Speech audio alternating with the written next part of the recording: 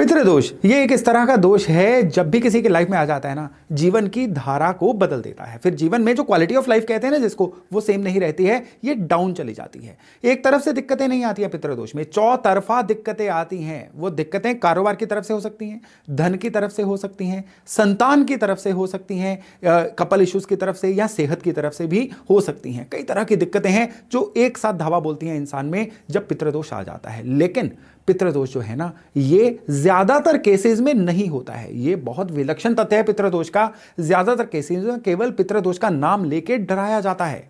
पितृदोष जो है ना, ये ज्यादातर केसेस में अदृश्य किस्म का भी होता है, यानी कुंडली में नहीं दिख रहा होता, लेकिन सिम्टम से हम ये जान सकते हैं कि पितृदोष है कि नहीं है। आज के वीडियो में हम यही चर्चा करेंगे कि पितृदोष को किस तरह से पहचाना जाए कि असल में पितृदोष है कि नहीं है, और दूसरे अगर है तो इसका इलाज किस तरह से किया जाए। नमस्कार, मेरा नाम है योगेश शर्मा। स्वागत है आपका happy life with Yogesh Sharma में। दोस्तों, इस वीडियो में आगे बढ़ने से पहले एक विनम्र निवेदन कि अगर अभी तक आपने अपने इस चैनल को सब्सक्राइब नहीं किया ना, तो कृपया सब्सक्राइब जरूर करिएगा और बेल बटन दबाना बिल्कुल नहीं भूलिएगा।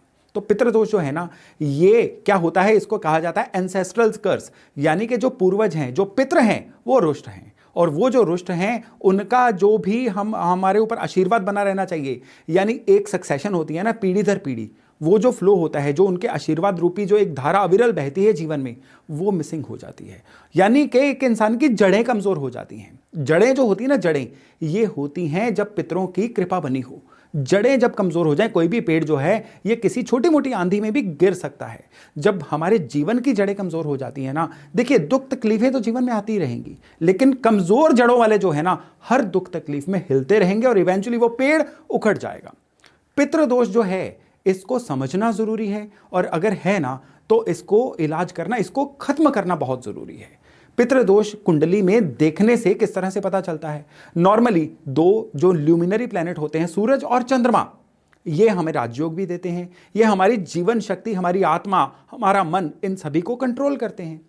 सूरज और चंद्रमा जब भी पीड़ित होंगे, ये हमेशा कुंडली में एक इशारा सा दे देते हैं कि इस कुंडली जो है ये पितृदोष के लिए एक संभावित टारगेट है।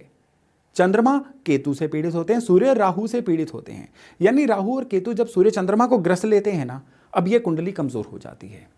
लेकिन इसका मतलब ये नहीं है कि इस कुंडली में पितृदोष होगा ही। यहीं पे आके सारा खेल होता है कि ज्यादातर लोगों को डरा दिया जाता है कुंडली देखते कि आपकी कुंडली में तो पितृदोष है। ये केवल इतना सिंबल होता है कि अब इम्यूनिटी वीक है, जब भी जीवन में कोई ना कोई दिक्कत आएगी ये लोग फंस सकते हैं, या इन लोगों को अपने जीवन में घटने वाले घटनाक्रम जो है उनकी निशानियों की ज्यादा केयर करनी है। और सबसे बड़ी बात क्या है कि इन लोगों को अपनी जड़ों से जुड़े रहना है, अपने फैमिली के रिचुअल से जुड़े रहना है। इस योग का केवल इतना मतलब होता है। यानी अगर आपकी या आपके किसी जानकार की कुंडली में सूर्य चंद्रमा परेशान है, पीड़ित है ना, तो यह नहीं है कि उनको पितृदोष है। उनके लिए केवल इतनी सलाह है कि अपने आसपास हो रहे घटनाक्रम का एक पैटर्न बना के देखें, उनको एक लड़ी में पिरो के देखें, और अपनी पारिवारिक जड़ों से जुड़े रहें, अपने फैमिली के रिचुअल से जुड़े रहें। यानी वो अगर अपनी पहचान छिपाएंगे, अगर वो अपना सरनेम जो है या अपनी फैमिली के बैकग्राउंड को प्राउडली बताना पसंद नहीं करते हैं, फैमिली के जो भी रीति रिवाज बने हुए हैं आधुनिकता के नाम पे, उनको निभाना पसंद नहीं करते हैं, या किन्हीं अन्य कारणों से किसी कहीं विदेश जाके सेटल हो गए हैं, वहाँ का उपनाम ले लिया है, अब हरिया से हैरी हो गए हैं, ऐसा कुछ भी, तो ये केस जो होता है ना, इन लोगों के लिए बहुत ज़्यादा डिजास्टर्स केस हो जाता है। इस केस में फिर क्या होता है कि इनके जीवन में घटने वाले जो घटनाक्रम है ना, ये एक लड़ी बन जाती है, एक सीरीज बन जाती है। कैसे? कई बार इनका काम सेटल नहीं हो पाता है, कई बार क्या है, मन पीड़ित रहता है, एंग्जाइटी। अब मैं आपको बताता हूं कि निशानियों से आप किस तरह से देख सकते हैं, क्योंकि पितृदोष जो है ना, जरूरी नहीं है कि प्लैनेट्स के थ्रू बोल रहा हूं। प्लैनेट्स में चलेंगे ना तो पितृदोष पे किताब लिखी जा सकती है पूरी, इतने सारे कॉम्बिनेशन है पितृदोष के लिए। लेकिन कई लोग ऐसे हैं जिनकी कुंडली में ऐसा कोई कॉम्बिनेशन नहीं दिखता है, केवल निशानियों से हम देख सकते हैं कि क्या एक साइलेंट पितृदोष तो नहीं है उनकी लाइफ में। किस तरह से निशानियां क्या होती हैं? 5 निशानियां बता रहा हूं। उनमें से सबसे पहली निशानी है कि उस इंसान के जीवन में जो धन कमाने के स्रोत है ना, ये कभी एक जैसे नहीं रहते, कम ज्यादा होते रहते हैं, या धन कमाने के जो सोर्सेज है लगातार मुरझाते चले जाते हैं। जितने भी ये लोग काम करते हैं वो काम ही नहीं चलते हैं। काम चलते हैं तो धन की बरकत नहीं आती है, और धन की बरकत नहीं आती है तो जीवन में कर्जा बढ़ता चला जाता है। ये सभी एक ही चीज से जुड़े हुए तत्व हैं। ये पितृदोष की एक बहुत बड़ी निशानियों में से एक है। दूसरे, घर में दवाइयां या किसी तरह से बीमारी का वातावरण चलता रहता है। तीसरे, घर के जो मेंबर्स हैं आपसी कलेश, आपसी मनमुटाव, या मेंबर्स इकट्ठे एक जगह पे ज्यादा रह नहीं पाते हैं। यह पितृदोष की तीसरी सबसे बड़ी निशानी है। पितृदोष की चौथी निशानी है कि इनके ऊपर एंसेस्ट्रल प्रॉपर्टी को लेके या जो पारिवारिक मामले होते हैं ना उनको लेके लड़ाई झगड़े या ये कोर्ट केस जैसे जो चीजें हैं ये भी चलती रहती हैं। और पितृदोष की जो पांचवी सबसे बड़ी निशानी है ना वो ये है कि ये लोग कमाते तो हैं लेकिन इनकी कमाई को कोई और उपभोग करता है। इनको अपनी कमाई को या अपने धन को यूज करने का कभी भी कोई फल नहीं मिल पाता है। ये लोग कमाते हैं, ब्याज चुकाने में, कर्जा चुकाने में धन चला जाता है, इनके धन की ठगी हो जाती है या इनका धन कहीं फंस जाता है, या अपने धन से ये अचानक लाभ के चक्कर में धन को कहीं ऐसी जगह पे फंसा लेते हैं जिससे इनको अपना ही धन जो है ये यूज नहीं कर पाते हैं। बीसियों और कारण होते हैं, लेकिन पितृदोष के ये जो कारण है ना ये बहुत बड़े कारण है। एक और कारण है जिससे हम देख सकते हैं पितृदोष है कि नहीं है, वो है कि एंग्जाइटी, डिप्रेशन, ओवर थिंकिंग, घबराहट, चिंता ये बहुत ज्यादा लग जाती है उस जातक को, या ये पैनिक में आके कुछ ऐसे गलत फैसले लेने शुरू कर देते हैं, या इनके बिहेवियर में एंगर, चिड़चिड़ापन या अपने आप को सामने वाले पर फोर्स करना इतना ज्यादा हो जाता है कि लोग भी इनसे कटे कटे रहना शुरू कर देते हैं, या कोई भी इनसे दिल की बात भी शेयर नहीं करता है। ये भी एक बहुत बड़ी निशानी होती है। जो मैंने निशानियां बताई हैं ना, जिनके ऊपर पितृदोष होगा उनको इनमें से कोई दो या दो से ज्यादा निशानियां जो हैं इकट्ठे दिखने को मिलेंगी। अगर मिल रही है तो बर्थ चार्ट चेक करवाइए, 100% जो है पितृदोष आपका निकलेगा ही निकलेगा। ग्रह की बात भी हो गई, निशानियों की बात भी हो गई। अब हम एक और बात करते हैं कि आपके घर के अंदर, आपके घर का जो साउथ वेस्ट कोना, नैऋत्य कोण जिसको बोला जाता है, या दक्षिण पश्चिम कोना बोला जाता है, यह कोना पितरों का जोन कहलाता है। इस कोने से घर का मुख्य द्वार नहीं खुलना चाहिए, क्योंकि यहां से अगर ये बिल्कुल पूरी ऊर्जा अंदर आएगी ना मुख्य द्वार के थ्रू, तो ये पितरों को अशांत करती है। पितरों की जो आपके ऊपर कृपा है, सक्सेशन की जो कृपा है ना, वो मिलनी बंद हो जाती है। और फिर क्या होता है कि इस घर में जो नई पीढ़ी पैदा होती है ना, वो किसी न किसी तरह से पितृदोष लेके पैदा होती है। इसके अलावा साउथ वेस्ट कोने में अगर जमीन में गड्ढा किया जाए, कोई स्विमिंग पूल बनाया जाए, सबमर्सिबल पंप की बोरिंग की जाए, तो भी ये चीज़ जो है इस दिशा के एट्रीब्यूट्स को खराब करती है, और ये भी इसमें आने वाली पीढ़ियों के लिए पितृदोष लेके आता है। साउथ वेस्ट में रसोई का होना ये भी एक बहुत बड़ा कारण बन जाता है पितृदोष आने का। खाली यही नहीं, इसके अलावा आप एक और चीज़ देखिए, जैसा कि इसी वीडियो के शुरू में मैंने बोला था कि पारिवारिक मूल्यों की अवमानना करना, फैमिली के जितने भी रिचुअल होते हैं उनको न मानना, या किन्हीं कारणों से अपनी आइडेंटिटी को फैमिली के आइडेंटिटी से बिल्कुल अलग कर लेना, ये भी पितृदोष के बन जाने का एक कारण बन जाता है।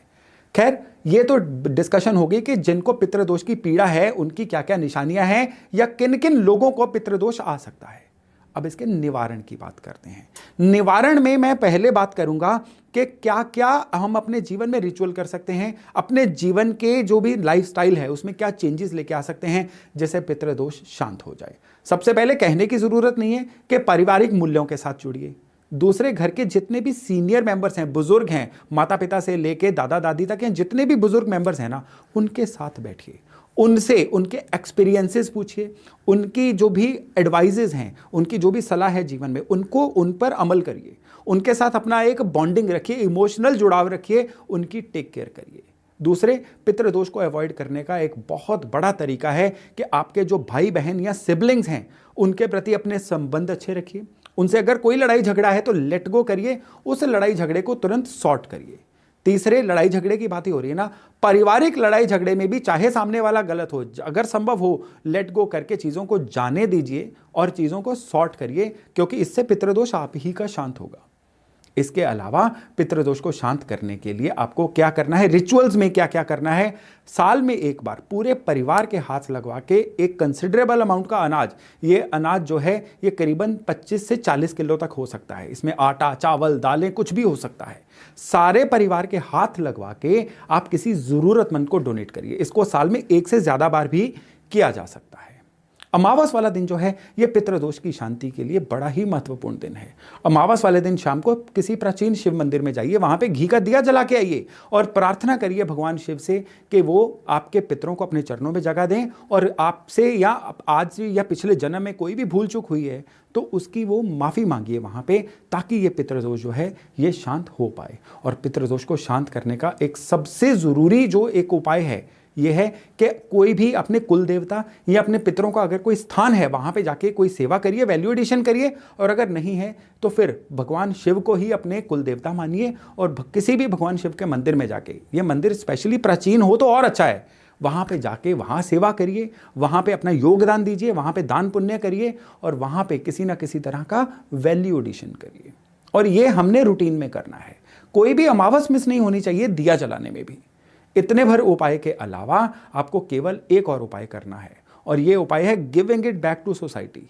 कई लोगों को अपने जीवन का पर्पस नहीं पता होता है, टारगेट नहीं पता होता है, ज़्यादातर लोगों को नहीं पता होता है। इसमें कोई गिल्ट लाने की ज़रूरत नहीं है, लेकिन एक अल्टीमेट टारगेट जो सभी का है वो है giving it back to society.